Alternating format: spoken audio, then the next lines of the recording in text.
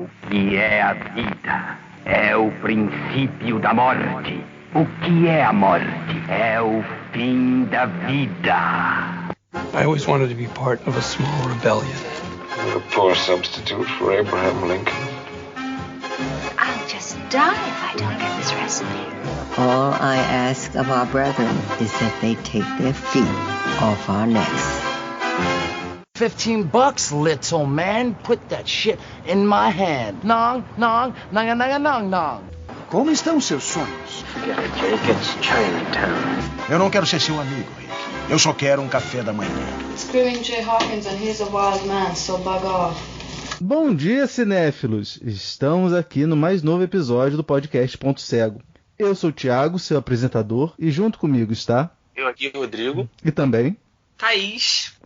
Thaís, então, você podia se apresentar pra gente? Sou Thaís Vieira, sou editora de vídeo e cineclubista. Eu vou dizer uma coisa, foi muito legal o podcast por causa disso, porque você acaba conhecendo gente que assim, você não teria outra oportunidade de conhecer. Eu tive muita felicidade em conhecer a Thaís, ela saca muito e me apresenta muitos filmes super interessantes, e eu acho que é o propósito do podcast. Eu acho que, assim como eu acho que o Rodrigo também tem esse interesse por conhecer novas filmografias, não é, Rodrigo? É absurdo o quanto de filmografia eu já conheci por conta do podcast. Eu agradeço sempre, eu sempre falo pro Thiago isso, que é algo incrível conhecer novas filmografias, né? Novos filmes também. Então, Thaís, muito obrigado por você estar aqui, muito obrigado pelas indicações que você tem me feito ao longo desde quando a gente se conhece. Eu que agradeço. Eu também, graças ao podcast, eu tô com uma lista aí para ver imensa de filmes e os nossos papos também. Acho que é uma troca recíproca, né? Que a gente tá... É aquilo, né? Quem gosta de cinema é uma troca eterna. Quanto mais a gente assiste, mais a gente sabe que tem que assistir. Sim, é verdade. Rodrigo, me conta. Você viu algum filme bacana essa semana que você gostaria de indicar pra gente? Então, eu vi um filme que estava na minha lista, não somente na minha lista, também na minha estante de DVDs de filmes que eu compro e não assisto. Tem uma porrada. E eu tirei o Tomates Verdes Fritos para assistir essa semana. E é um filme lindo demais. Olha, é incrível. Conta a história de uma senhora, né, de 83 anos, que está num asilo. E tem a visita da Kate Bates, da personagem da Kate Bates, né, que não vai visitar ela, vai visitar a tia do marido, que não gosta dela, e ali elas começam a conversar, surgir uma amizade entre as duas, e essa senhora começa a contar a história de duas jovens do Alabama, que a história do filme passa pela Grande Guerra, passa pela união, passa pela amizade, pelo relacionamento implícito entre duas mulheres. É lindo, o filme é lindo, é muito bonito mesmo. Esse filme tá pra eu ver também há mó tempão, desde que saiu, tá aqui na minha lista. Nossa! E você, Thaís, você viu algum filme bacana? Cara, eu vi alguns, mas há meia hora atrás, eu vi o Colírio do Corman, me deixou doido demais, do Ivan Cardoso, esse novo de 2020. E ainda tô digerindo, né, mas gostei muito. Uma linguagem experimental, umas doideiras, da onda mesmo, né, visual. Aí no meio tem umas animações com a Ana Karina, acho que o Aaron Feldman, o Kubitschek, aí vem um comercial de TV, a música da Neuzinha Brizola, aí aparece o Mojica num programa de auditório com o Satã. É uma doideira que eu gostei, bem Ivan Cardoso, né? Que ele faz com o próprio Corman, quando eles se encontram, é literalmente o Corman colocando um colíriozinho no olho do Ivan Cardoso para acontecer tudo isso. Gostei bastante. Quando você estava vendo, você me mandou o link pro festival que tá acontecendo. Sim. E eu vi, é maravilhoso, assim, eu até falei, a única coisa ruim desse filme é que ele acaba, porque... Uma grata surpresa, né? É muito bom, eu preciso ver mais filme do Ivan Cardoso. Eu gosto muito. O Ivan andou meio esquisito, né, de 2018 pra cá, com as eleições, uns papos estranhos... Mas eu gosto muito do Ivan Cardoso, cara. E eu vi, para me preparar pro programa, eu vi um filme desse diretor, que a gente vai falar, né? Que foi... Eu gostei de muitos filmes dele, mas eu gostaria de chamar a atenção para um, que é um recente que ele fez, que é de 2003, que é o Garotas do ABC, que Eu achei muito bacana, achei muito interessante. Tem muitas coisas, tem muitos elementos desse diretor que a gente vai falar mais tarde do programa, espero que sim. Mas tem várias referências, e o pessoal que me conhece sabe que eu adoro filme que tem a citação, referências, coisas assim. Então esse filme tem referência ao Vampiro de Düsseldorf, tem referência ao El Topo, Deus e o Diabo. É muito legal. É, muito bom mesmo. Então, ô Thaís, diz pra gente, qual que foi o diretor que você escolheu pra gente? Eu escolhi o Carlos Reichenbach. Você podia falar um pouquinho dele pra gente? Posso. Carlão é uma figura ímpar, né, no Brasil. Falando do Carlão, eu vou começar pelo mais clichê, Nascimento. Porque, não sei se vocês sabem, o Carlão ele nasceu e morreu na mesma data, né? Igual o Shakespeare. Exatamente, é 14 de junho, né? Isso, 14 de junho de 2012. Teve acho que foi insuficiência cardíaca, fumava a beça, e aí acabou falecendo novo, né? Relativamente novo. E ainda cheio de ideias, ele falava das ideias de roteiro para filmar, estava nativa, ele nunca parou. Ele é de Porto Alegre, mas cresceu em São Paulo, né? Vive vida lá. E morreu, assim, meio triste, porque os últimos filmes dele não foram considerados sucessos. Mas, mesmo assim, ele era muito influente no cinema brasileiro, pelos seus trabalhos e por sua cinefilia. Como você disse aí, as influências que você viu no Garotos ABC tá presente em todos os trabalhos dele e na vida dele. Carlão era uma pessoa que ele respirava cinema. Falava muito sobre cinema, né? Ele era amante de cinema japonês, principalmente do cinema novo japonês, o Pink Porn. Pra ter uma noção, o cara, ele ia para os cinemas da Liberdade para assistir filme japonês sem legenda, só para ver a fotografia. Tava sempre no cinema e tem muito do cinema japonês no cinema dele. Masmu, essa galera toda. E aí, ele também, assim, era uma pessoa que, além de, por esse respeito dele ter pela cinefilia, era o tipo de pessoa que ele indicava, você ia para algum debate, uma mesa com ele, de algum festival, alguma mostra, e saía com uma lista de 15 filmes, no mínimo, para assistir. Filmes raros. E ele falava o porquê de cada um para assistir, e ainda tinha umas provocações. Tipo, tem uma frase dele que é até conhecida, ele repetia, que ele falava: Maciço no Inferno é melhor que filme do Bergman. E aí, quantas pessoas, inclusive eu, foi conhecer Ricardo Freda por causa do Carlão? Porque tem aquilo, né, de querer saber dos cineastas mais undergrounds e novos e passar isso pra frente. Logo depois que sair aqui o episódio, eu vou botar uma entrevista que o Carlão deu. E ele fala justamente isso, que você tem... É uma lástima que a crítica, com raríssimas exceções, né, não dê atenção para esses diretores mais desconhecidos. Uma coisa que eu acho é que não me acrescenta em nada você dizer para mim que Coppola é gênio, que Martin Scorsese é gênio. Isso daí eu sei, sabe? Eu quero que você me apresente coisas novas. É isso que a gente está falando desde o começo do programa, né? Eu quero que você me apresente novas filmografias, é isso que o Carlão faz. No filme dele, além de a gente apreciar o filme, a gente pode ver que ele faz referência a uma quantidade enorme de filmes que vale a pena procurarmos para assistir. Sim. Não, e até o ato, né? Em todos os filmes praticamente tem uma referência de cinema, seja um filme dele ou de outra pessoa passando numa televisão. Muitos filmes dentro de cinemas, ou então com fachadas de cinemas de rua. Então tem todo esse universo de um amor pessoal, né, também dentro da obra dele. Uma coisa que eu vou adicionar só assim, tipo, o Marcelo é uma dessas raras exceções, porque assim, ele me indicou tanto filme B, assim, que vocês não têm noção, assim, eu passei ano passado, fiz uma série, vi vários filmes de Exploitation, porque ele me recomendou Exploitation pra dar uma olhada, sabe, então não é o Marcelo que eu tô falando, não, mas tem muita gente que não liga, acha que esses filmes são filmes menores, ou são filmes que não merecem a atenção das pessoas, né? Eu acho isso... Inclusive eu quero assistir, né? Quero tirar um dia pra maratonar.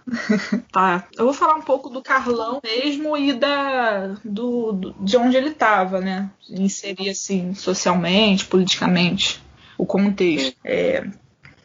O Carlão estava, além dessa cinefilia, ele estava ligado muito ao cineclubismo. Ele tem até um curta do Jairo Ferreira, que era um grande parceiro dele, que fala sobre isso, né? O movimento cineclubista no Brasil, chama-se o Guru e os Guris. O Carlão fotografou, ele era fotógrafo dos filmes dele e de uma galera da Boca, do Lixo. Enfim, aí esse curta é uma crítica aos próprios cineclubistas e cinéfilos que não dão atenção ao cinema brasileiro. Só querem, é justamente isso que o Thiago estava falando, né? Sabe todos os filmes do Fellini, mas não sabe dizer 3 filmes do Joaquim Pedro.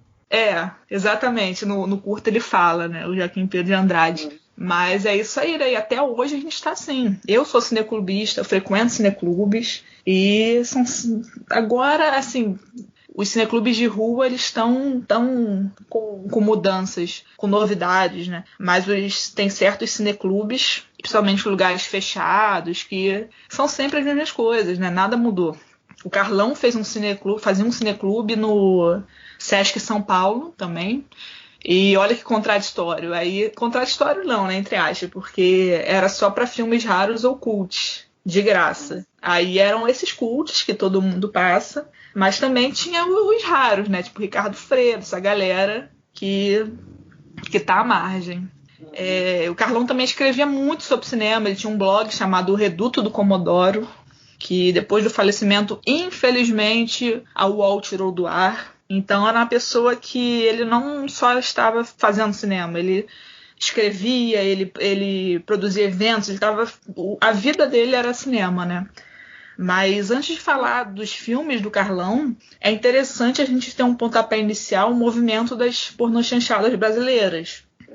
Mesmo ele não realizando filmes antes e durante desse movimento que não se encaixam no gênero, é importante a gente frisar isso, que os filmes com maior bilheteria dele foram taxados de pornochanchadas, né? Foram pornochanchadas, que é o Império do Desejo e A Ilha dos Prazeres Proibidos. Quando a gente pensa em pornochanchada, a gente tem uma visão completamente diferente daquilo que realmente foi a pornochanchada, né? Você tem um documentário ótimo falando que é a história que nosso cinema não contava.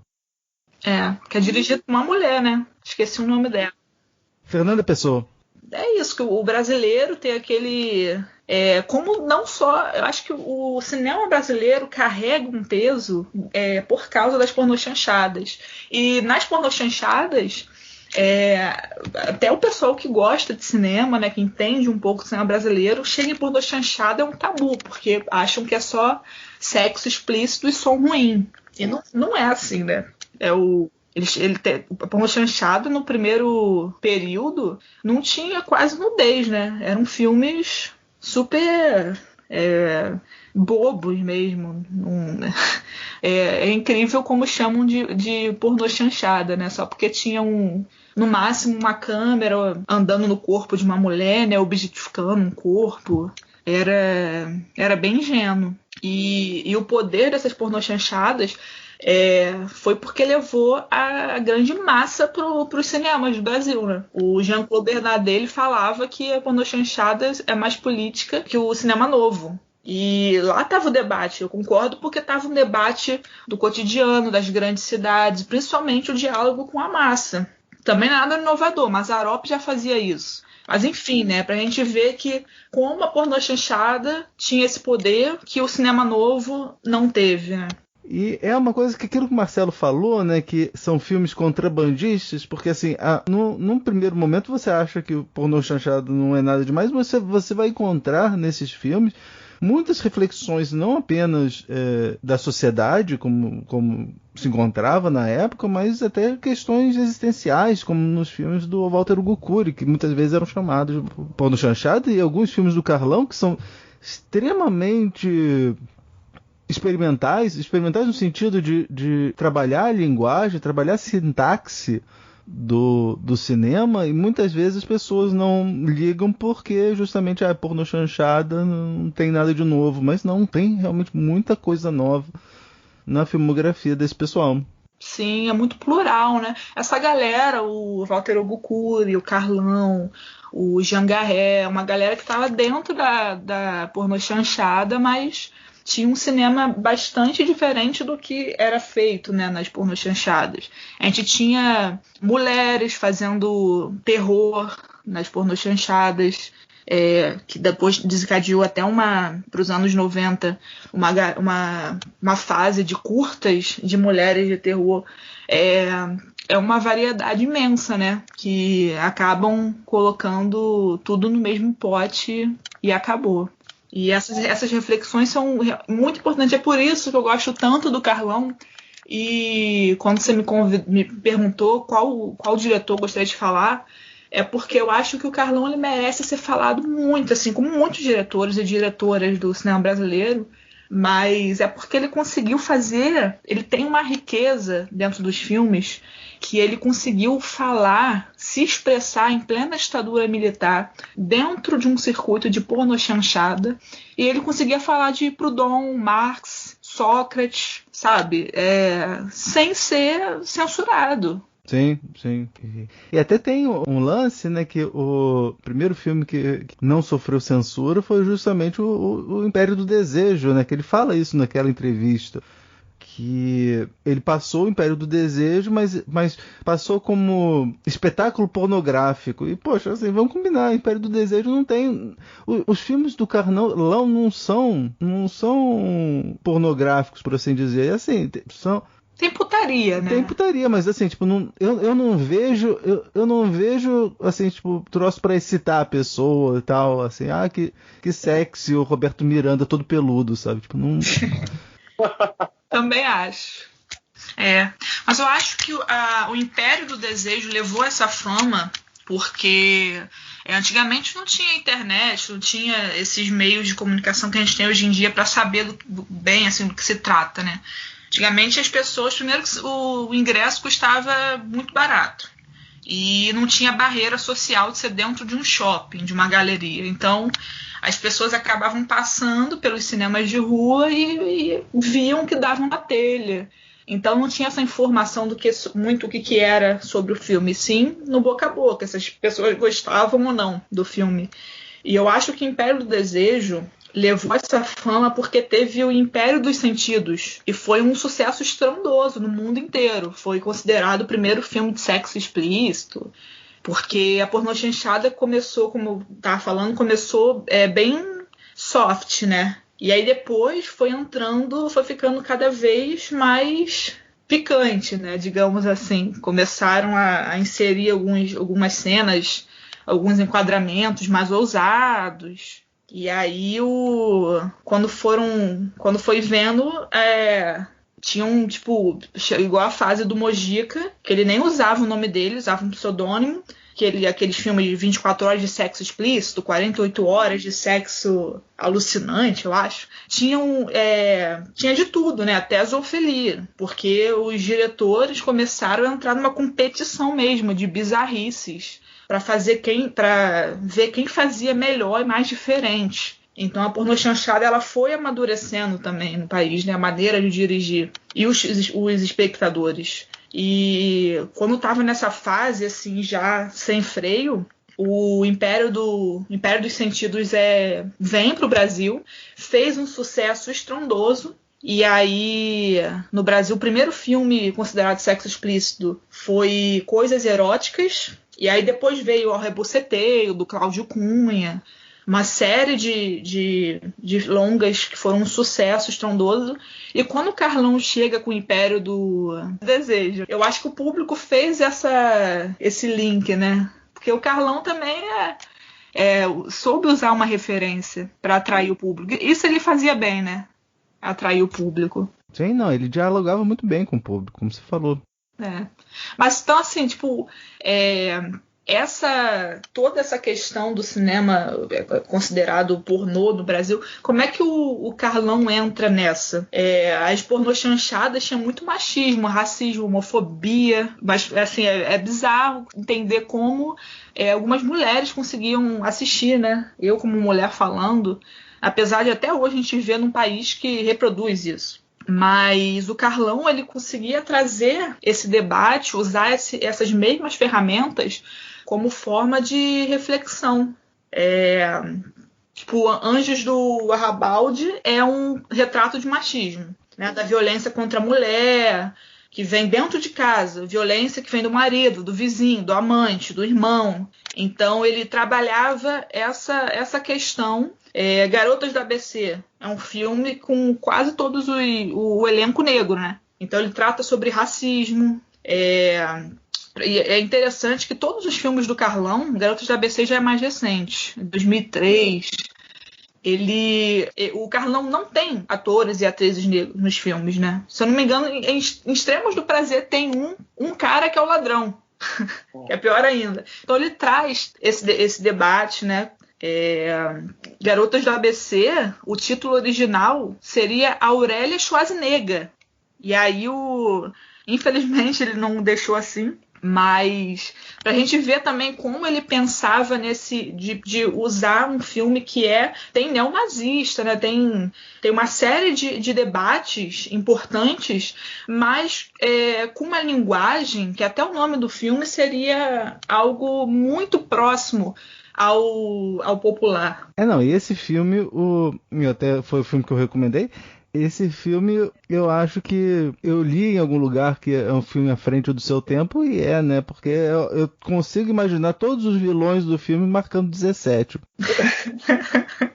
Eu acho que tem vários. Todos os filmes do Carlão tem aquela pessoa que a gente olha que seria 17. No filme, uma mulher vira e fala assim: você tem problema com o número 17? Eu falei assim: eu tenho. Aí eu parei de ver o filme, eu falei assim, não, vou lá ver com minha mãe. Eu tô gostando, vou ver com minha mãe. Aí passou, e quando chegou nessa cena, ela gritou, eu tenho! Então... Maravilhosa. É isso, assim, né? O Carlão, ele sempre traz um tema importante para se debater, mas usando as ferramentas de opressão que a massa utiliza, né? Que é fruto do capitalismo. O capitalismo não sobrevive sem as opressões, sem não ter união do povo, né? Mas o curioso é que, apesar de tudo, os filmes da época da ditadura civil-militar, eles passaram, né? Deixaram passar um monte de coisa. E o Carlão, nessa entrevista que a gente está falando, ele comenta que Amor, Palavra Prostituta foi o único que foi censurado. Para quem viu, Amor, Palavra Prostituta é um filme de 80, início dos anos 80, que fala sobre aborto, machismo, relações extraconjugais, sabe? Olha o que incomodou o Ismelico, né? Portanto, tem vários filmes do Carlão com cunho político explícito, assim, personagens com livros nas mãos, citando Proudhon, Marx. E o que sofreu censura foi o quê? Foi um filme que fala que a mulher tem o direito de escolha no próprio corpo, de abortar ou não, até porque o homem também não quer assumir, né, as crianças. E tem sangue menstrual, sabe? Isso aí já é demais. Isso aí teve que ser censurado. Isso aí não pode rolar, não, hein? Isso aí não pode acontecer, não. Pois é. Quem tem medo de sangue menstrual? Aparentemente, muita gente. E aí parece que no Amor, Palavra Prostituta eles tiveram que picotar tudo, e o Carlão falou, não vou exibir esse filme assim porque não vai ter nexo, vai ficar um samba do crioulo doido. E aí ele estava acostumado, porque vários filmes dele, ele ia mudando o roteiro, as filmagens, cada dia tinha uma mudança. Na edição, os editores deles eram os grandes Inácio Araújo e a maravilhosa Cristina Amaral. Eles estavam sempre também trabalhando em cima, não era só o Carlão, né? Era um trabalho em conjunto, as pessoas estavam sempre... Era uma equipe em vários filmes. Então eles estavam acostumados, só que esse aí que foi censurado não tinha como deixar, né? Hoje em dia eu acho que a gente encontra esse filme. Se pesquisar direitinho. Pois é, se procurar bem, tá lá. O Carlão, ele é considerado um dos grandes nomes do cinema cafajeste, né? Junto ao Jário Ferreira, João Caligaro, Antônio Lima, entre outros. É um cinema que nasce na Boca do Lixo, em São Paulo. Ali era um local onde tinha muitas distribuidoras de cinema, boemia, prostituição. E os filmes eram produzidos com pouquíssimo dinheiro e filmado rapidamente. Sem dinheiro, né? Pouquíssimo dinheiro, acho que até eufemismo, porque era tudo na garra mesmo. E uma coisa interessante dos filmes é que eles conseguiam dinheiro, né, arrecadando do pessoal que tinha escritório, loja, essas coisas assim. Então, tem vários filmes do Carlão até que tem assim agradecimentos à ótica não sei das quantas, né? Por quê? Porque contribuiu, foi lá e contribuiu com dinheiro. Açougue de não sei o que, padaria não sei o que. Você fica assim, é realmente fascinante. Cinema de guerrilha mesmo, né? Cafezinho do Zé da esquina.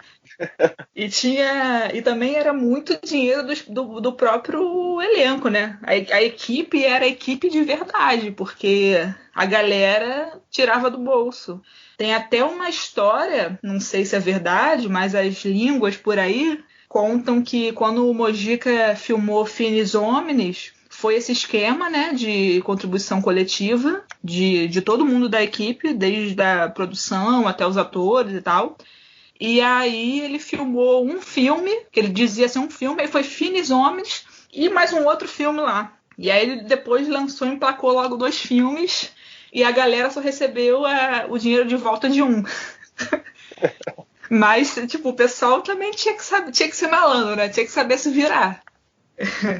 Mas o Carlão, ele tava sempre com essa mesma equipe. Creio que não seja, ele acho que ele nunca fez coisas desse tipo, né? Que tem certas histórias do cinema brasileiro que só o Mojica para fazer. Mas ele tava sempre com a mesma galera e por isso, né? E ele foi aluno do Persson, que foi aluno do Oswaldo Candeias. Então eram cinemas também de panelinha, né? Então era um conhecido do outro. Não era igual ao Cinema Novo, mas era uma galera que estava sempre juntas. Então um acabava apoiando o outro, emprestando equipamento, apoiando como podia, né? Eu tenho uma situação engraçada que aconteceu. É que o Carlão, quando ele era aluno do Persson lá na Escola Superior de Cinema, o Persson vira e fala assim: dentre vocês, só esse gordo de barba aí vai ter condição de ser diretor. O Carlão olhou pra trás porque ele não se achava gordo.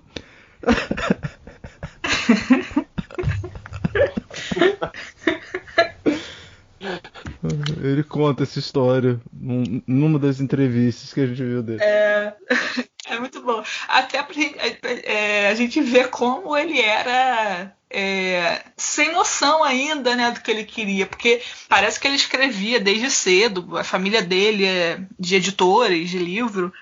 Mas ele era muito novinho ainda quando ele teve esse contato com o Persson. Tanto que ele filmou o primeiro curta dele. Qual era o nome do primeiro curta? Essa Rua Tão Augusta? Essa Rua Tão Augusta, né? Esse filme ele fez. Ele era. Acho que foi o primeiro filme dele mesmo. E foi graças ao Persson. O Persson ele pegou os equipamentos, prestou tudo pro Carlão, incentivou. Tanto que o Carlão ele fala: eu detesto esse filme. Muitos diretores têm esse lance, né? Igual o Glauber falava que detestava Barra Vento, que é o primeiro longa, mas também envolve a briga que ele teve com o Luiz Paulinho, Luiz Santos, já é outro rolê. Mas já tem essa questão do diretor não gostar dos primeiros filmes. Agora o Carlão, eu acho que ele é muito sincero quando ele fala isso, porque acho que ele não tinha uma noção mesmo do que ele estava fazendo. E é um curta que eu gosto mesmo, de verdade. Mas foi todo feito assim com Persson em cima dele. Eu acho que ele virou esse diretor mais por causa do Persson, né? Talvez se esse Persson não falasse que esse gordo aí seria o único que teria um dia diretor, acho que o Carlão estaria só no meio cinéfilo, talvez. Porque o contato foi muito cedo, né? E eu acho o cinema do Persson muito parecido com o do Carlão, só que de prismas diferentes. O Persson, ele tem mais um olhar da classe média, e o Carlão é o olhar dos operários, né? O valor dos profissionais de base, aquele em Falsa Loura, a amiga tem uma cena que a amiga apresenta a outra amiga com um orgulho, ela enche a boca para falar, essa é minha amiga professora municipal, sabe? Ele tem, tanto que tem uma trilha considerada reconhecida, uma trilogia das operárias do ABC, que é Garotas do ABC, Anjos de Arrabalde e Falsa Loura. Mas tem várias mulheres, né, operárias, mulheres fortes na filmografia do Carlão. Desde Lilian M, né? Que é incrível, né? O quanto aquela mulher cresce internamente e consegue se adaptar às circunstâncias da vida. São mulheres fortes, né? Na pornô chanchada a gente não tem isso, né? Da mulher ser forte, da mulher ser dona de si, da mulher falar mesmo. Apesar de ter sim, cenas com corpo objetificados, mas os homens também têm, né? E a gente tem que entender a situação da época. Aquilo ali, o Carlão conseguia lotar os cinemas por causa disso. Mas também a gente vivia uma outra época. Sim, não. Venha pra putaria, fique para a crítica social, sabe? Mas voltando ao cinema cafajeste, para quem não sabe, né, não lembra, é uma ramificação de um grupo coeso do cinema marginal, também conhecido como cinema de invenção, cinema old grude. E o Jário Ferreira ele fala sobre isso de cinema de invenção porque foi o auge do experimentalismo no cinema brasileiro.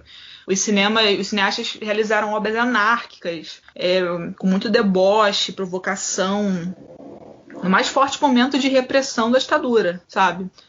Acho que tem uma frase muito boa. Eu amo Copacabana Mon Amour, né? Quem conhece sabe. E eu acho que uma das cenas mais lindas do cinema brasileiro e que explica essa época é a Sônia Silk, né, Helena Inês, bebendo cerveja no gargalo da garrafa e passando batom no vidro do retrovisor de um camburão da polícia. Vocês lembram dessa cena? Sim, sim. E ainda? Eu acho que esse é o espírito da época, né? É igual aquela frase do Bandido da Luz Vermelha que o Paulo Vilaça fala. Quando não pode fazer nada, a gente avacalha e se esculhamba. Porque era isso, sabe? Não podia fazer mais nada. Então eles estavam experimentando, fazendo uma criatividade enorme no cinema e em várias áreas. Não só no cinema, mas na literatura, no teatro. E assim, até hoje em dia, claro que a gente não consegue comparar a ditadura civil-militar, a ditadura de Vargas com hoje em dia, mas a gente está num momento bizarro, sombrio, novamente, né, no país. A gente tem expressões artísticas nessa direção, tipo, os últimos carnavais foram políticos, a gente via na avenida críticas sérias políticas, né? Carnaval de rua, o pessoal estava cantando músicas sobre o Bolsonaro, sobre o dólar. É uma válvula de escape. A arte, ela tem isso da gente conseguir colocar para fora e ao mesmo tempo isso não significa que a gente está saindo de uma luta, de uma oposição, de uma resistência. Então o cinema brasileiro, mas como todos os segmentos artísticos brasileiros fizeram nessa geração do Carlão, né? Eles fizeram, foi o mesmo movimento de avacalhar. Já que a gente não pode fazer nada, a gente avacalha. Vamos se esculhambar e acabou. O tropicalismo veio depois da Bossa Nova. O teatro oficina depois do teatro opinião. O movimento do desbunde da poesia brasileira dos anos 70. O cinema marginal está na mesma lógica dessa galera. Ele vem depois do cinema novo e tá aí justamente com isso. É o desbunde, avacalhar. E vamos ver até onde a gente vai ficar assim, né? Quando acabar tudo isso. E o diferencial do cinema novo, do marginal, é que o erudito, o academicista, ele chegava de fato na boca dos populares. E o Carlão é muito importante nesse sentido do cinema brasileiro. O cinema, a subversão do cinema novo foi deixada pela transversão do cinema marginal, assim como vários movimentos das novas ondas, né? Então essa é uma bagagem do cinema do Carlão que sobreviveu ativo até a sua morte. Ele era um cara de família rica, influente, mas dialoga com a massa. Tem essa preocupação de provocar, de refletir o país que vivemos, os preconceitos, os tabus, as ideologias, mesmo quando esse período de repressão já não estava tão ativo, especialmente no asfalto, né? Porque nas favelas a gente sabe que o assunto é outro, mas ele levou isso para a vida dele. Não é à toa que tem nos filmes dele tem sempre alguém indo embora, seja fisicamente ou mentalmente, crises existenciais internas fortíssimas, famílias desestruturadas. Isso diz muito sobre o Brasil da época, né? Então ele junta essa marca triste com referências de todas as áreas intelectuais e artísticas. Personagens cheios de autorreflexões. Cara, Carlão colocou Cláudio Villa e Orlando Parolini declamando poemas. Temos personagens declamando textos pro Dom. Soren Kierkegaard, Sócrates. Sabe, tudo nesse ciclo de personagens fudidos da cabeça. Que era o que acontecia no Brasil, né? E esse cinema dele, por isso, foi considerado um cinema utópico, porque ele fugia, era a fuga dos personagens, a uma representação da realidade ao mesmo tempo. A gente estava numa ditadura, né? Então, é recorrente a presença desses parentes, desses amigos afetados pelo exílio, né? Os Termos do Prazer, a gente tem isso, Dois Córregos, diversos filmes. São personagens que voltaram de um exílio, mas ainda continuam exilados mentalmente. E é isso, né? E a roda continua girando, mas nunca parada. O filme Demência, ele começa com aquela frase... como é que era? O importante não é a chegada, mas o caminho, né? O sangue corsário, o poeta, depois de vários elogios por seus poemas, colagens, filmes, etc., do amigo lá bancário, ele olha para a cara do cara com uma cara de bunda e fala, cara, o importante não é o que eu fiz até agora, é aquilo que eu ainda vou fazer, ainda está para ser feito, e principalmente o que eu deixei de fazer, né? Então a gente vê uma representação da classe artística também muito forte e totalmente frustrada, porque é o que a gente está acontecendo de novo no país, né? Não tem um reconhecimento. Para você ser importante, você tem que ter dinheiro. Artista é vagabundo, artista não vale a pena. O que foi feito até agora é a mesma coisa que nada. Estão aí acabando com a Cinemateca brasileira. Estão querendo botar fogo em tudo, porque não importa, né? Então, o que move os artistas é o que ainda tem que fazer, né? Que a gente vai fazer e é isso. Mesmo a gente sabendo da importância da memória e da preservação. A Maria, de Lilian M., o Relatório Confidencial, é um ótimo exemplo de uma personagem que cresce internamente a cada momento, como a gente está falando. Não tem só essa frustração, né? Também tem personagens conseguindo vencer barreiras. O Luiz, dos Extremos de Prazer, ele tem esse... É um personagem que fica estagnado, mas ele está tentando, está pensando, mas está lá preso psicologicamente, territorialmente, refletindo, mas está tentando, né, passar por isso. Ele até tenta, já dando um spoiler aqui, ele está apaixonado ainda pela mulher, pela esposa que acabou morrendo na ditadura militar, mas ele tenta seguir em frente, né? Ele tem um olhar diferente pela... Esqueci o nome da personagem lá, da outra mulher. Ele tem uma relação também com outra pessoa. Então, é isso. São conflitos internos muito fortes devidos a esse contexto São retratos da realidade dentro de um cinema dito como utópico e que conversa com populares, mas sem essa utopia não existe sonho, não existe vontade de mudar, né? Não existe vanguarda. É isso, você falando do pouco valor que o cinema brasileiro tem, eu lembro daquela famosa frase do Paulo Emílio Salles Gomes, né, que o pior filme brasileiro nos ensina mais sobre nós mesmos do que o melhor filme estrangeiro. Sim, muito boa essa frase, porque é isso. E, infelizmente, nossos patriotas, eu acho que o patriotismo deles se encerra com a bandeira e o hino. Sim. Elementos da cultura, da nossa cultura, são completamente deixados de lado. Mas muitos nem a bandeira, né? Porque tu vai na rua ver uns atos dele, é a bandeira dos Estados Unidos, de outros países. É só para encher a boca e falar de patriotismo, mas eles não têm noção o que é isso. É lamentável o que está acontecendo agora. Pois é. E é cíclico, né? É, sim. Mas isso que está acontecendo na Cinemateca Brasileira é algo inacreditável, cara. Porque é o maior... É a maior da América Latina, né? A gente tem aquilo ali é a memória tem memória do mundo ali, do Brasil principalmente. E é isso que eles querem, apagar, né, a memória. Eles o tempo inteiro estão falando que a história está errada, que não é para acreditar o que não está no livro. Eles apagam o que está registrado, né? Para poder confirmar isso. E o que deixa mais triste é que tem muita gente que acredita nisso, né? E que tem muita gente que não dá o valor pro cinema brasileiro que ele merece. Dói de verdade. Dói. Uma coisa que eu agradeço muito ao Marcelo é que eu realmente, assim, eu aprendi muito, assim, vi muita coisa por causa das aulas dele, né? Eu achei as aulas dele que serviram para me abrir muito os horizontes. Eu fiz o curso do Marcelo, né? Eu falei pro Thiago. Eu conheço o Marcelo já tem um tempo, a figura dele, né? E aí eu consegui fazer agora na quarentena, foi semana passada, só que foram 4 aulas.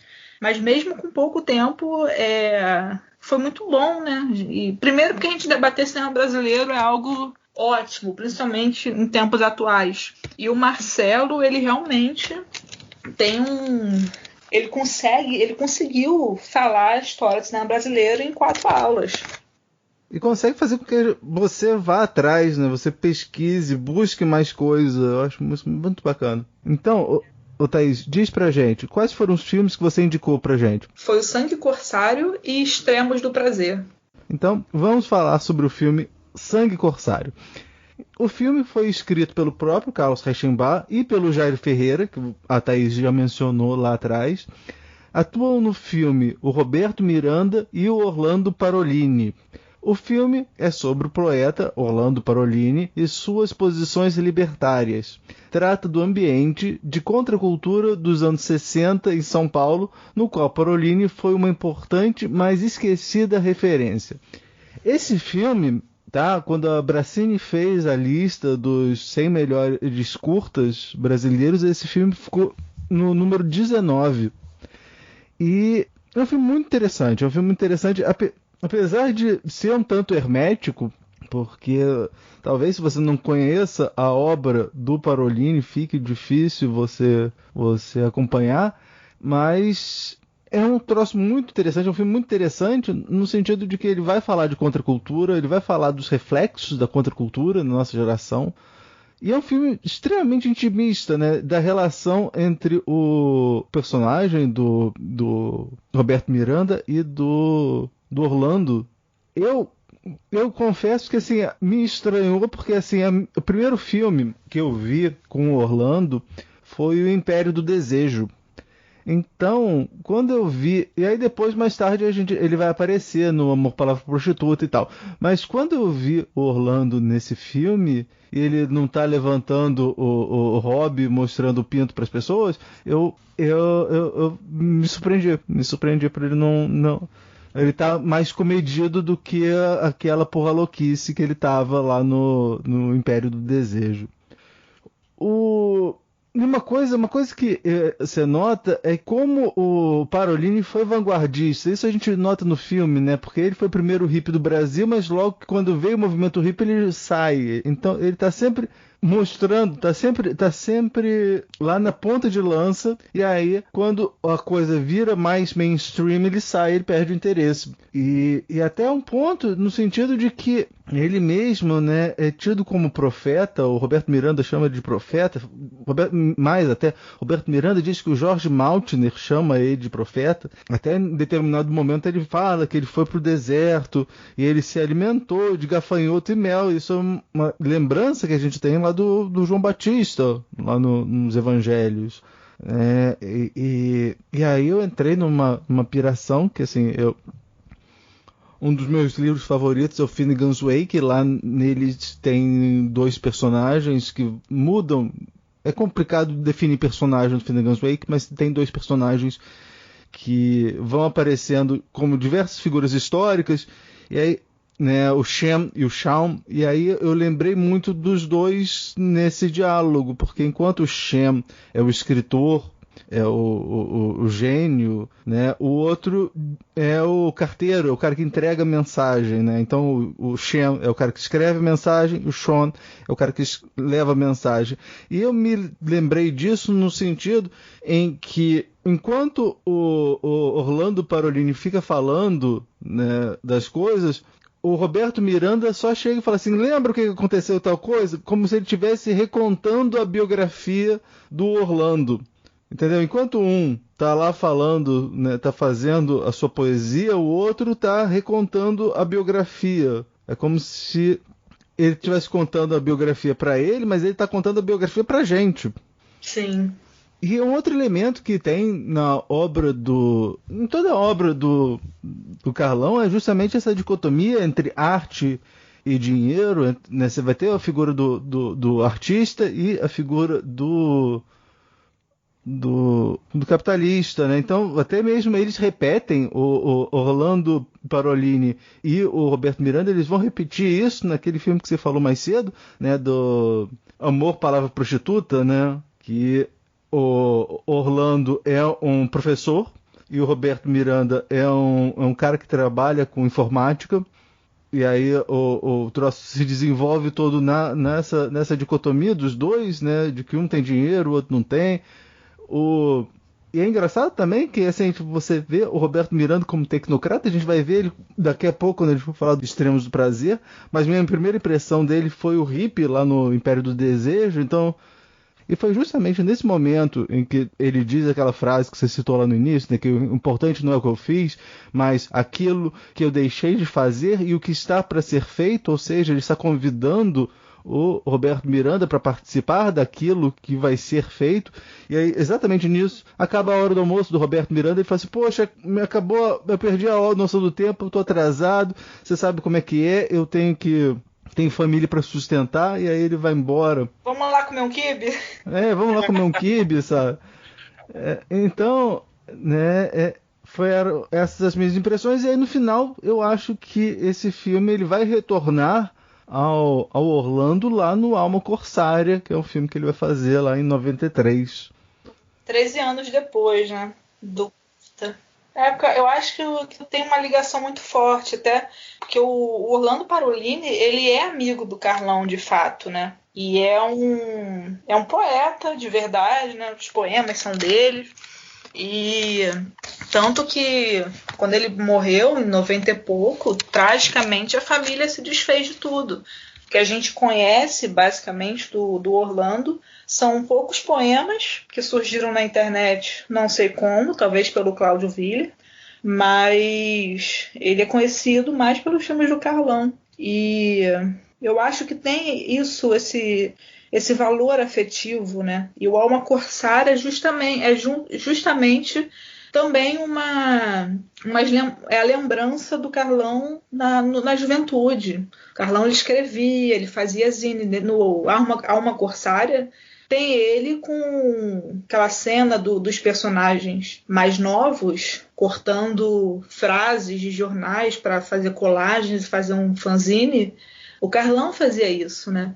Então tinha muito esse querer registrar, né, o Parolini. E é um contraste incrível mesmo com Império do Desejo. Mas eu acho que eu escolhi esse filme. É um curta, né? Mas não desmerecendo curtas, gosto bastante. Mas a importância dele é porque eu acho que é onde está mais explícito esse cinema que o Carlão faz, independente em qual papel o Roberto Miranda ou o Parolini vão estar, que é um cinema de diálogo de pessoas opostas. São sempre os opostos da sociedade tentando conversar ali sobre temas reais, atuais, mas que acabam não dando certo mesmo, né? Mas tem esse encontro, essa fusão. E é um filme também, acho que é fortemente anárquico, né? Cheio de ideologias mesmo recitadas, não tem a questão sensorial. E acho que é a chave que representa de maneira mais íntima e objetiva o pensamento dos filmes do Carlão. Além da representação do cenário social, econômico, político da época, do artista, é aquilo que a gente estava falando, né? O artista, o intelectual, o operário, né? São figuras do cotidiano de qualquer pessoa, mas que eles estão tentando ali dialogar, só que o artista ele ainda é taxado como uma merda. É igual no Extremos do Prazer, tem uma frase do Roberto Miranda falando pro Luiz, né, o exilado, que ele fala: você é tão inteligente, pena que você não sabe fazer dinheiro e ainda gosta dessas coisas de comunismo, sabe? É isso que a gente está vivendo hoje em dia, né? De novo, fazendo esse link, porque é um cinema ainda muito atual. Acho que é um cinema que sempre vai ser atual na história do Brasil, porque tem isso do artista triste, mas tá tentando dialogar, né? Através da própria arte, que é o cinema.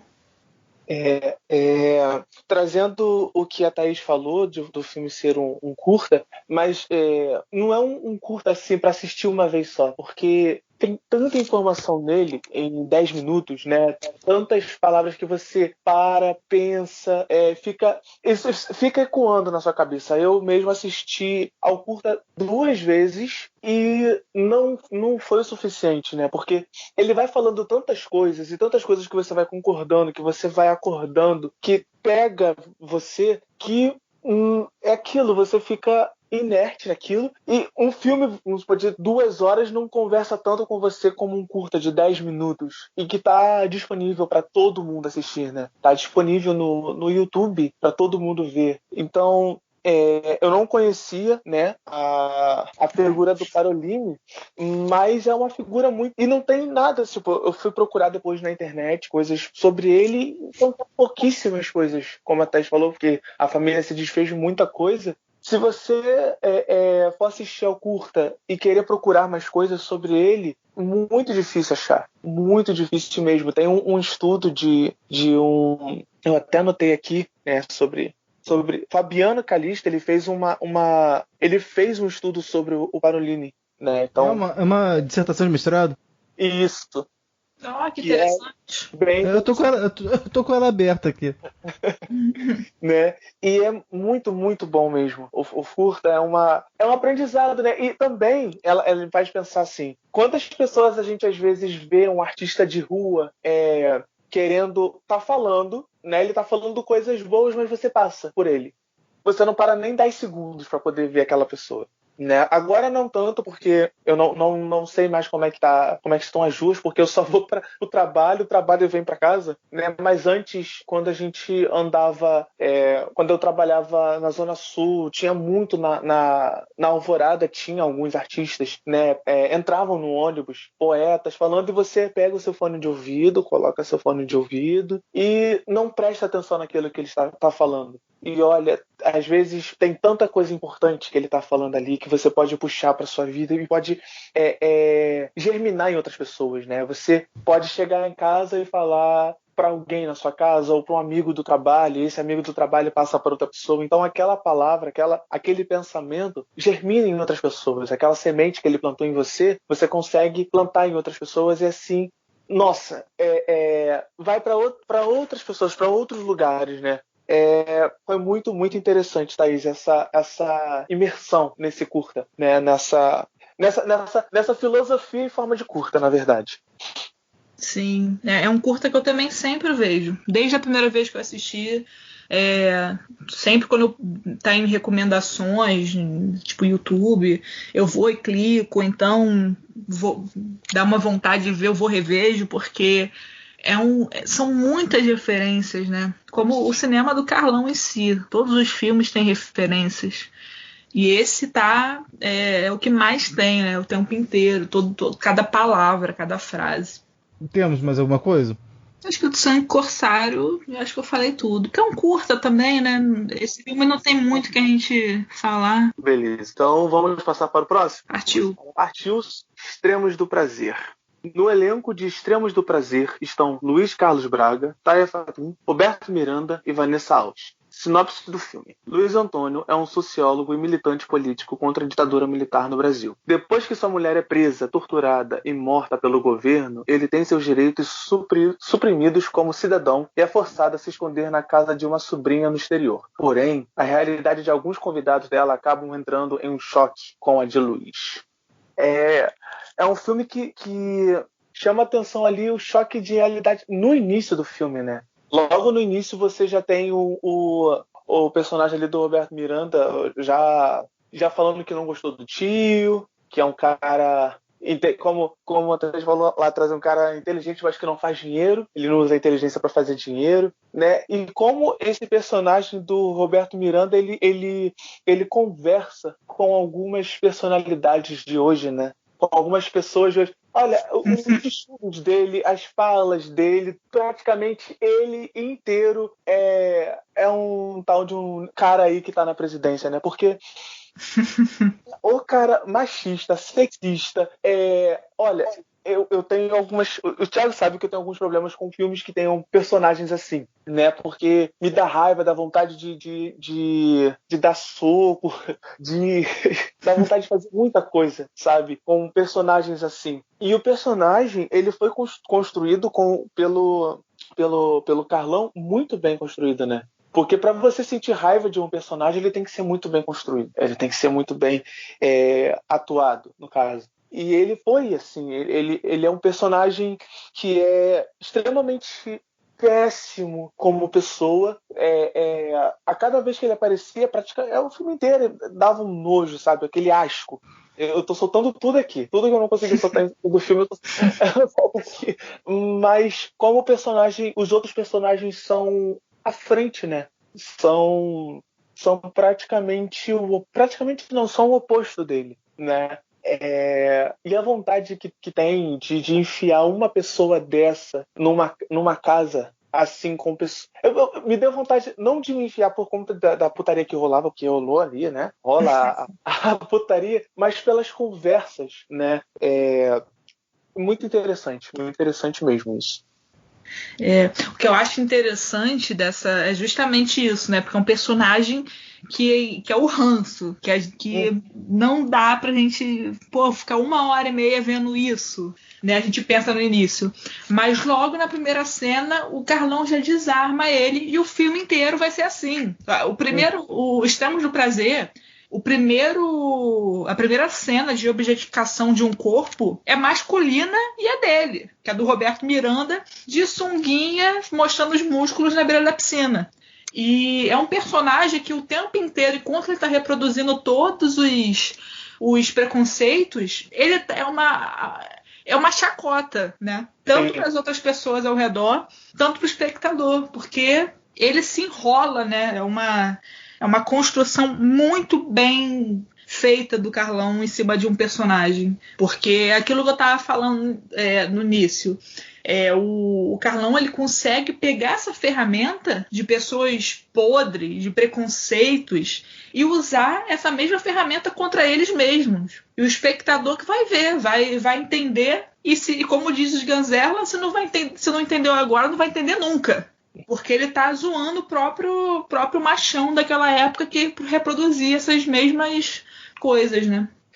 E como você disse, se repete, porque o machão daquela época, da década de 80, continua, parece que está repetido agora, porque se uniu ao machão dos anos 60, que se uniu ao machão dos anos 80, que se uniu ao machão do início do ano 2000, e agora, em pleno 2020, ainda temos discursos de ela foi, pegando o caso da menina que foi estuprada, ela foi estuprada porque ela quis, porque ela já estava 4 anos sendo estuprada.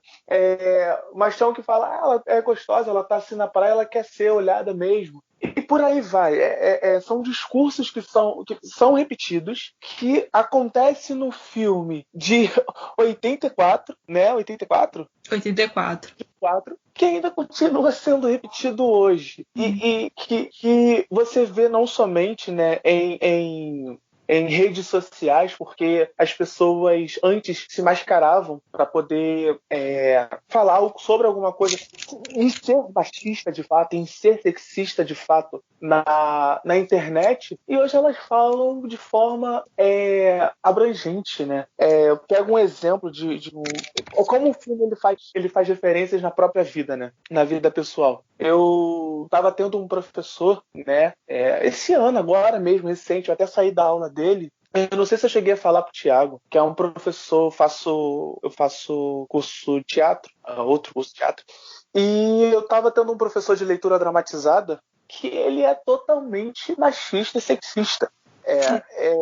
Aula online, e ele fala que mulher bonita não atua bem, que para poder atuar bem tem que ser mulher feia, e que mulheres não funcionam dirigindo cena, e que, olha, na primeira aula que eu tive com ele, eu saí com uma dor de cabeça muito forte, muito forte.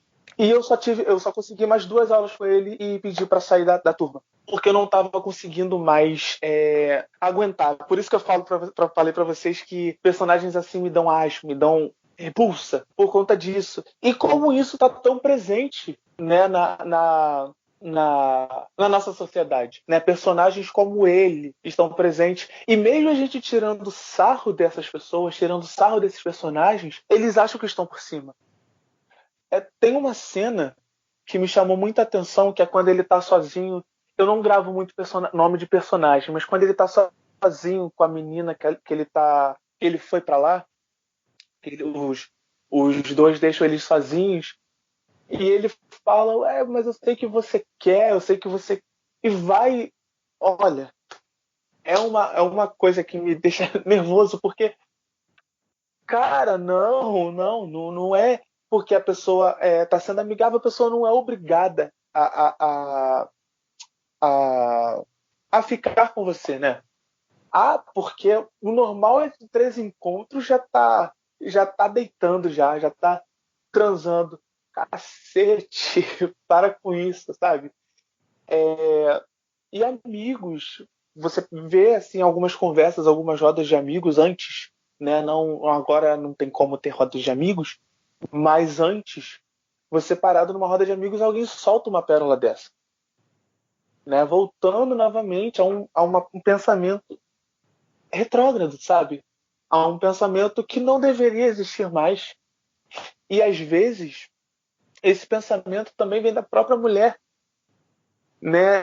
Que concorda com o que o cara tá falando, e você fica ali, não, cara, para com isso, sabe?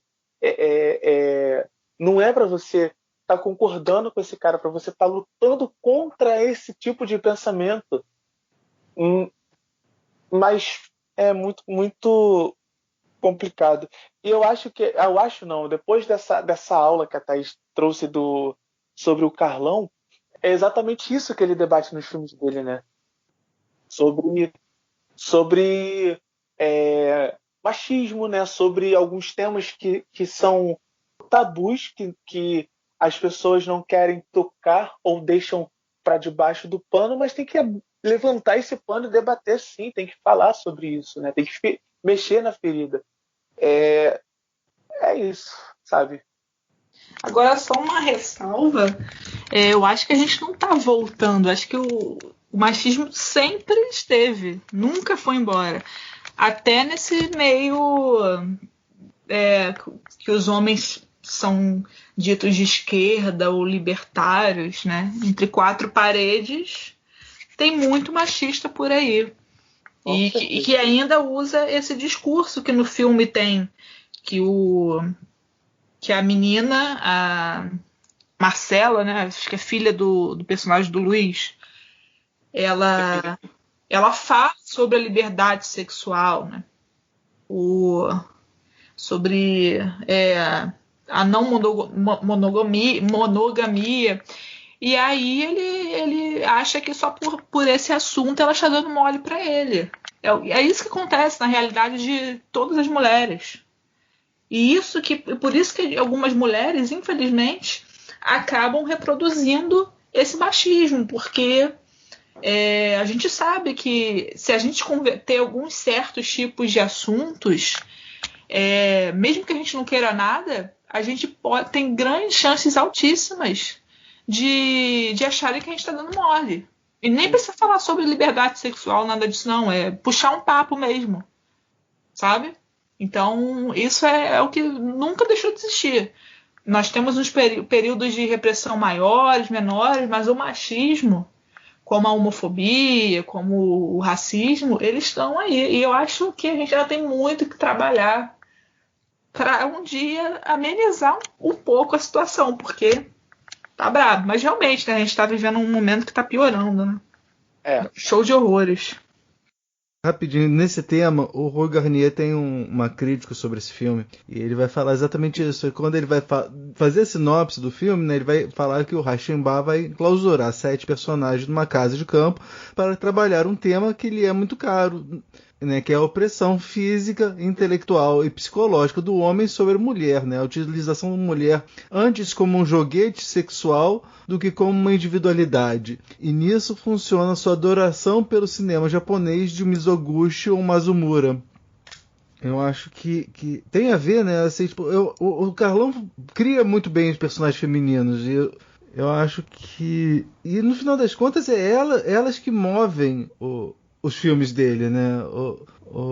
Tanto o Ricardo, que é o Roberto Miranda, quanto o Luiz, que é o Luiz Carlos Braga, eles são meio que fixos, né? Quem vai ir e voltar são as mulheres.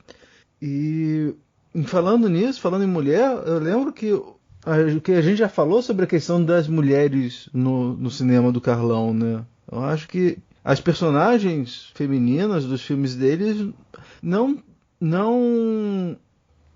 são aquilo que você espera quando... Isso a gente já falou, estou cansando de falar, mas tem que bater na tecla, né? Não são personagens que você pensa quando você pensa numa pornochanchada. Sim, total. As mulheres são independentes, as mulheres são... Se não são donas de si, estão tentando ser, né? Elas, acho que são elas são as personagens principais, né, do cinema do Carlão. Sim, a gente vê. Olha, são raros os filmes em que as mulheres não são as protagonistas, né? Eu acho que dos filmes em que eu acho que é só o primeiro Sangue Corsário que a gente viu e o Alma Corsária, mas mesmo assim, mesmo no Alma Corsária, você tem a presença de várias personagens femininas muito interessantes. Deixa eu ver. Talvez no filme Demência, eu acho que o personagem principal é o personagem lá do Ennio, mas eu acho que não. De resto, se você for falar Anjos do Rabalde, o Império do Desejo, os filmes mais novos, né, Falsa Loura e o Garotas do ABC, os personagens principais são as mulheres. Lilian M, que é sobretudo Lilian M, né? Que é uma odisseia, como ele falou, né? Sim.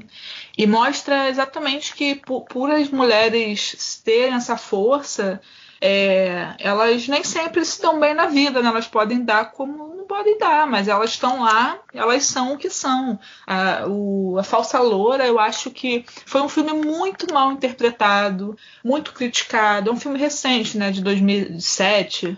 Foi o último filme do Carlão, se eu não me engano. E a crítica ignorou, né?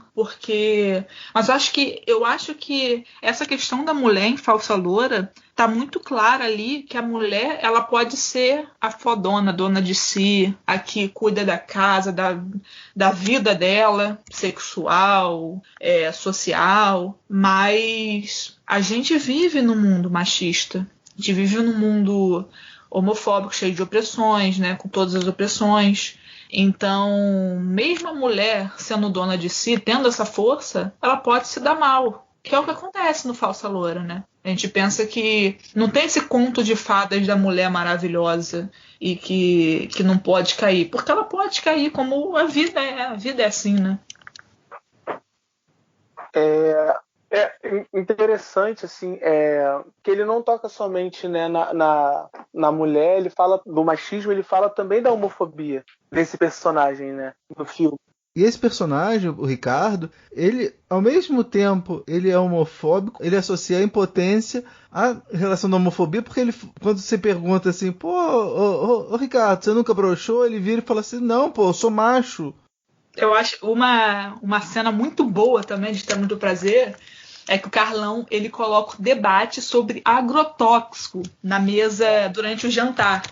Então ele tá lá, em 84, falando todos os podres dos agrotóxicos na comida, a importância de comer alimentos orgânicos e tal. E no final, como é que ele vai dialogar com esse espectador que tá no cinema? Com esses Ricardos da vida? No final, o personagem fala. Enquanto ele falou tudo que podia ter sobre agrotóxico, o Ricardo estava ignorando. No final, o personagem fala. E pode deixar broxa. E aí o Ricardo já abre os olhos, né? Olha, quando a gente estava lá no Éden, Deus tivesse dito pro Adão, falou assim, olha, você pode comer de todas essas árvores, menos daquela ali, ó. Mas é porque eu li numa corrente do WhatsApp que deixa broxa. A gente estaria no paraíso até hoje. Com certeza. Ai. Mas tem isso também, né? Porque o machismo, ele também tem uma parte pequena, mas é uma parte que afeta o próprio homem, né? Do não poder chorar, do não poder broxar. Gente, nós somos seres humanos. Tanto que o Ricardo brocha de fato, né, no filme também. Exatamente. Quando ele vê uma mulher forte falando, tu quer isso? Então vem. E aí ele desarma, né? Literalmente. Essa gargalhada que eu dei quando aconteceu. A mesma gargalhada que eu dei quando ele falou naquela cena onde eles estão na beira da piscina, falando com outro rapaz, quando ele descobre, então tem certeza que o outro lá, você que é o ativo e o outro lá que recebe as ordens, bababá. Não, olha só, quem recebe as ordens sou eu, ele que é o ativo, mas se você quiser eu abro uma exceção pra você, sai pra lá. Eu ri muito. Não, e aí depois enche ele de porrada. Imagina o ego do macho. E falando sobre esse ego do macho, o Carlão, ele tem uma sacada brilhante no meio de uma pornochanchada numa ditadura militar, que ele fala sobre a bissexualidade de um homem. Enquanto a mulher se beijando e se pegando é normal, é fetichizado, né? E aí, quando ele coloca um homem bissexual, aquilo ali é um tabu pro esse Ricardo e creio que para todos os espectadores, né? Que porra é essa? Exatamente isso. Maravilhoso, maravilhoso. O debate também sobre a maconha, aquela cena maravilhosa do Ricardo puto, porque ele acha que o pessoal fuma maconha, ele fica puto com algo lá de alguma conversa, e aí ele vai pra varanda para acender um cigarro para reclamar de maconha. A hipocrisia, né? E aí tem um diálogo mesmo, né, sobre a maconha. Isso em várias partes do filme. Não, eu gostei bastante. E uma coisa que eu achei fenomenal, uma coisa que a gente tem que falar, foi justamente naquela cena em que o Carlão assume a frase lá do... É do Sérgio Calvino? Do Eudes Carvalho? Acho que é do ator. Ele assume a fala, a voz, ele assume a fala dele e faz na voz própria sua carta de princípios. Maravilhoso, né? O pessoal fala de quarta parede, mas assim, muitas vezes a gente fala assim, não, o artista, o autor quis falar usando a boca dos personagens. Nesse daí, não apenas ele usou a boca, como usou a própria voz. É o Carlão falando aquela cena. Eu achei sensacional. Até no final, até quem segue a Thaís lá no Twitter, ela colocou a foto, né? No final, quando o cara fala de jogo de espelhos, o cara pega um espelho e mostra pra câmera. E é o Carlão filmando e o Carlão fala, corta. Eu acho sensacional essa cena. Eu também, cara. Como ele falou de espelho, aquela cena onde tá no banheiro a Marcela e a... Tá vendo o nome de personagem pra mim foge, eu tenho que anotar. Estão no banheiro e uma tá tomando banho, troca, ele faz sem corte. Ele vai pro espelho, mostra as duas personagens, mostra a Marcela indo tomar banho, volta pro espelho, mostra a personagem se arrumando em frente ao espelho enquanto a Marcela tá falando lá atrás, tomando banho. Eu falei, é gênio, é gênio. Eu olhei pra ele e falei, é gênio isso, gente. É incrível. Esse plano, né, de colocar as duas personagens pra dialogar e mostrar as duas personagens através do espelho. É incrível isso. Sim, eu acho que o Carlão ele tem duas referências importantes nessa direção de Extremos de Prazer. Essa cena do espelho me lembrou muito os filmes do Roberto Pires, porque quase todos os filmes dele tinham essa questão de espelho, quase todos mesmo. E essa questão dele próprio falando com a câmera na frente do espelho, anos antes, Sem Essa Aranha também teve isso, né? O Sganzella. Só que o Sganzella colocou ele e vários atores. O Zé Bonitinho, o Jorge Loredo, Eliane Inês, o Moreira da Silva, a Maria Gladys. Essa mistura toda do Sem Essa Aranha. E só faltou o Gonzagão naquele espelho, né? Só faltou o Gonzagão naquele espelho. E fizeram lá a selfie do espelho. Só que eu acho que o Carlão, mesmo tendo essa referência, ele foi além, porque ele teve a quebra da quarta parede e ele fez algo que ele faz em todos os filmes dele, que é esse lance da direção performática, teatral, dele colocando a própria ideologia, né? Tem filmes, o Falsa Loura, todo filme tem isso. Só que assim, o Falsa Loura é um filme que todo mundo comenta essa questão, porque tem só uma parte, só uma vez no filme que tem essa quebra, que o casal tá no motel, e aí, tipo, eles estão lá em love, e aí, do nada, tu leva até um susto. Muda a fotografia, aparece uma mulher, meio com uma roupa de Grécia Antiga, com o peitinho de fora, lendo Sócrates, o filósofo. E aí, do nada, continua o filme com o Cauã Raymond tirando cocaína, sabe? Tu fica tipo, o quê? Mas ok. Então, essa cena do espelho do Extremos do Prazer, eu acho que o Carlão acertou muito nessa questão que ele sempre colocava, que é a voz dele. Literalmente ele colocou a voz dele, né? É de uma maestria impressionante. Sim. Eu gostei muito dos dois filmes, o Thaís. Achei fora de série. E eu tava vendo, a Vanessa Alves trabalhou muito com o Carlão também, assim como o Roberto Miranda, né? A Vanessa Alves, ela fez esse filme, ela fez o filme Demência, fez Anjo do Arrabalde e depois vai fazer o Garotas do ABC, né?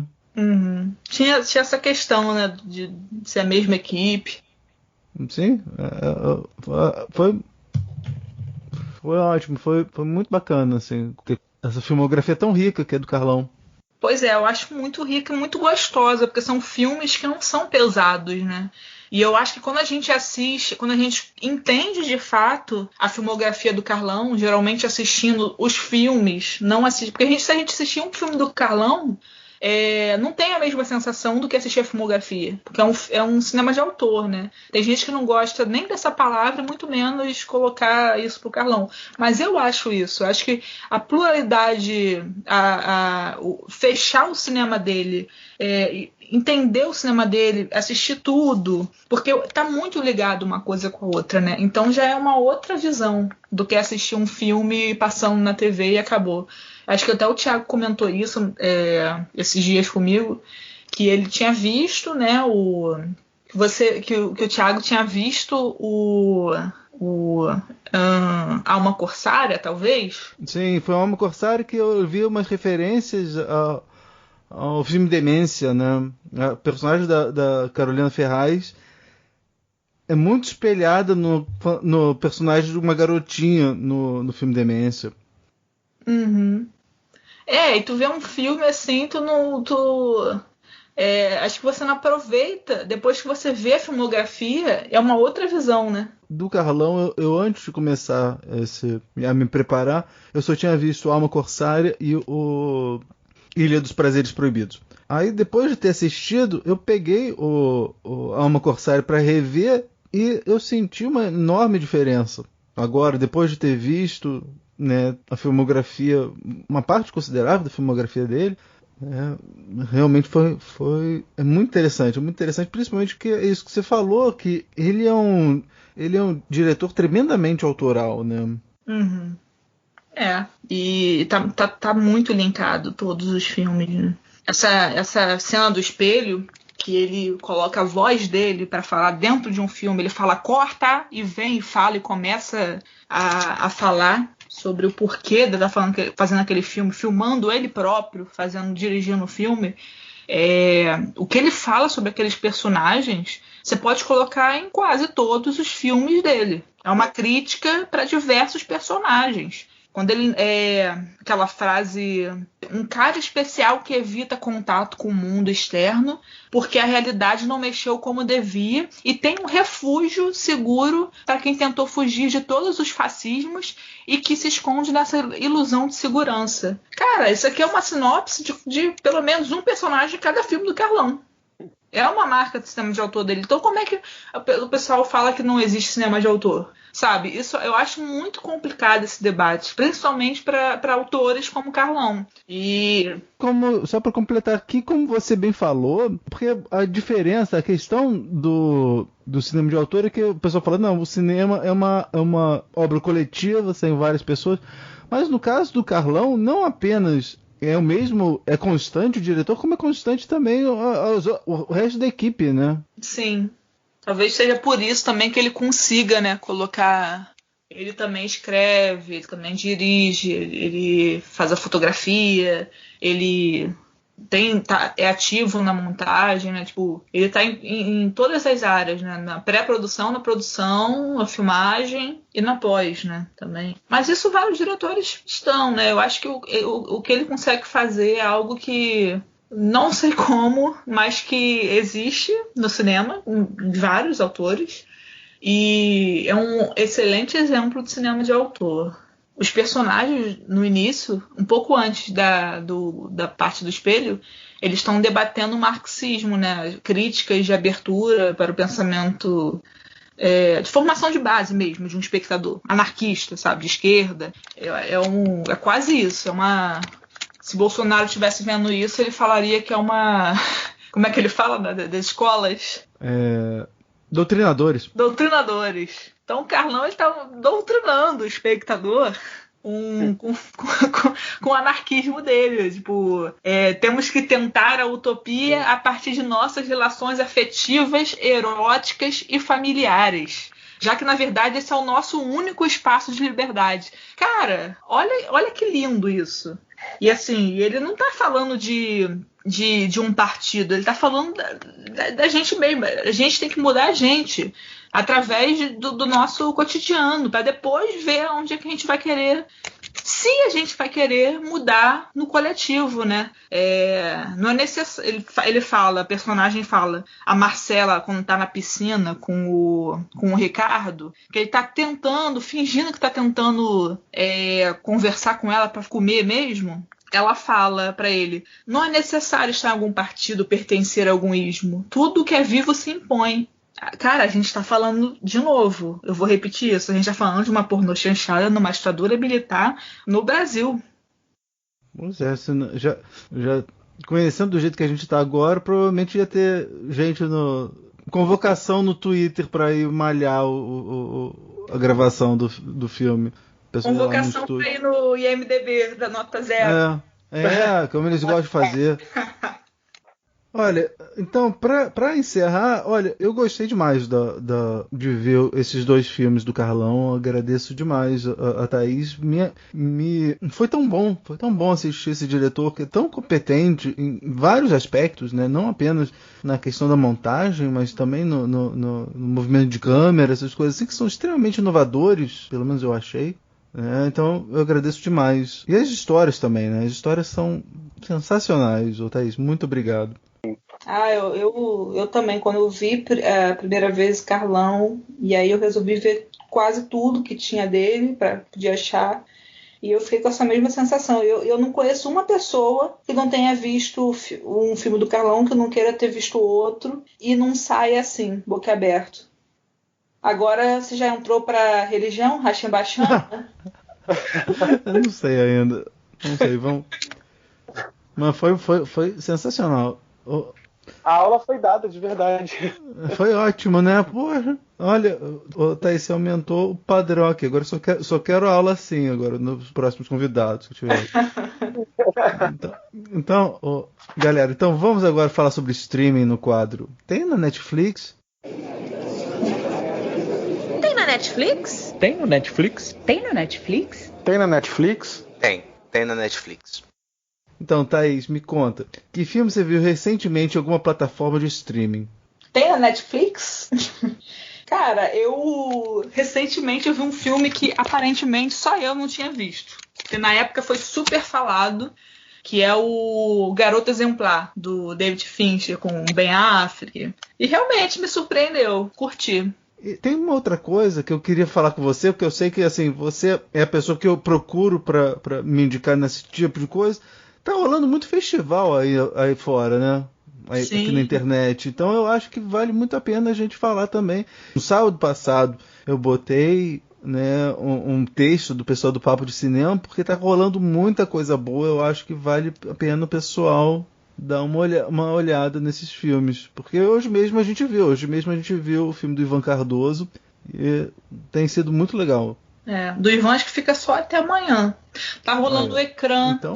Tá rolando o Recine. Hoje eu vi o filme do Cacaso de manhã no Recine. O Recine, inclusive, tá com filmes maravilhosos. Pra quem gosta de cinema brasileiro, tá muito bom mesmo, né? Tá rolando festival do Sesc. Vários. Mas fala, você tem algum filme que você gostaria de falar que você viu em alguma plataforma de streaming, Rodrigo?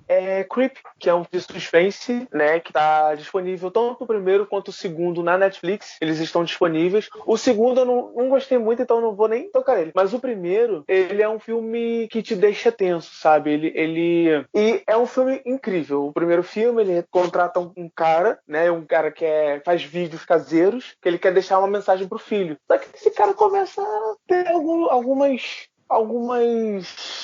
motivações meio estranhas, né? Meio sinistras. Mas é um filme bem legal. É um found footage bem bacana. Eu sou atraído por filmes found footage. Alguns filmes me deixam meio frustrados, mas esse ele deixou bem contente. E esse filme... Foi vendo esse filme que eu cheguei à conclusão que, assim, do movimento norte-americano chamado Mumblecore, a coisa que eu mais gosto é o Mumblegore, que são os filmes de terror feitos por essa galera do Mumblecore, né? Esse filme é um exemplo ótimo. Mark Duplass tá ótimo nesse filme. Tá ótimo. Ele tá incrível mesmo. E então, Thaís, você tem algum meio de contato? Eu tenho o Facebook, né, Thaís Vieira, e o Twitter, que é Thaís a Própria. E você, Rodrigo? Eu tenho o meu Instagram, que é o @metidacrítico, onde eu coloco algumas coisas, top 5, algumas coisas lá de filmes, dou dicas de filmes diários. Então, esse é o meu Instagram. Não se esqueça de mandar feedback para nós em podcast.cego@gmail.com. Você pode visitar nossa página no Facebook. Não esqueça de mandar sugestões, críticas e elogios e compartilhar com todo mundo, né? Pois quando se trata de cinema, todo mundo tem um ponto cego. Daqui da Rua Pareto, eu sou o Thiago. Daqui da Estrada do Gueringue, eu sou o Rodrigo. E aqui da Ilha do Governador, eu sou a Thaís. E este foi o podcast Ponto Cego.